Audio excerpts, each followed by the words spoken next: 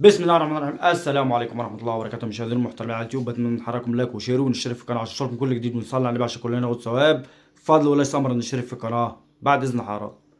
طبعا الاهلي يا جماعه يرفض جميع عروض مصطفى شوبير ويرفض التفريط في مصطفى شوبير. زي ما قلت يا جماعه، مصطفى شوبير من الاربعه اللي انا ذكرتهم في فيديوهات سابقه ان الناس دي خط احمر، الناس دي ممنوع التفريط فيها لاي سبب كان، لاي سبب كان او باي مبلغ او ايا كان النادي اللي هيروحوا اللاعب ده. مصطفى شوبير، مروان عطيه، احمد السيد زيزو، محمود حسن تريزيجيه، الاربع لعيبه دول ممنوع. اي لاعب تاني لو جاله عرض كويس هيتم التفريط فيه ويتم يعني ايه بيعه او اعارته على حسب العرض المقدم اليه، ولكن الاربعه دول ممنوع. واولهم مصطفى شوبير، اولهم مصطفى شوبير. الشناوي محدش عارف موقفه ايه، هل هيكمل، هل هيوافق ان هو يقعد دكه لمصطفى شوبير؟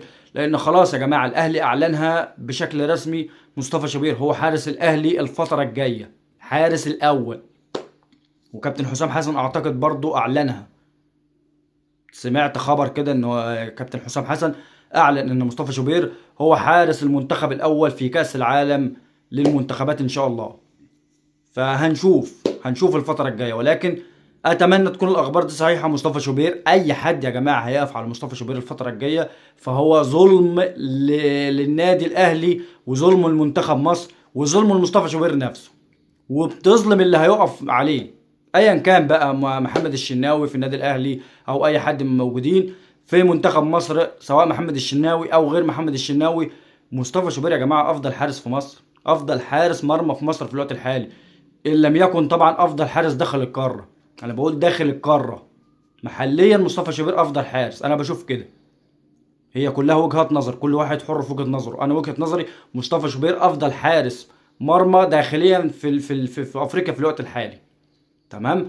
فانت اي حد هيقف عليه في الوقت الحالي ظلم لمصطفى شوبير وظلم للي هيقف على حسابه، لانه مش هيأدي نفس اداء مصطفى شوبير. الشناوي محدش يختلف عليه ولا حد يختلف على امكانياته، ولكن عامل السن يا جماعه، عامل السن ولياقته البدنيه ما بقتش تسعفه، وسرعه رد الفعل يعني ما لا. محمد الشناوي شكرا وكتر خيره، هيقعد لمصطفى شوبير تمام. مش هيقعد لمصطفى شوبير يتفضل يشوف له عرض ويتوكل على الله. مصطفى شوبير هيتم تجديد عقده نهايه الموسم اللي احنا فيه ده 5 سنوات، 5 سنوات. مصطفى شوبير يستحق طبعا.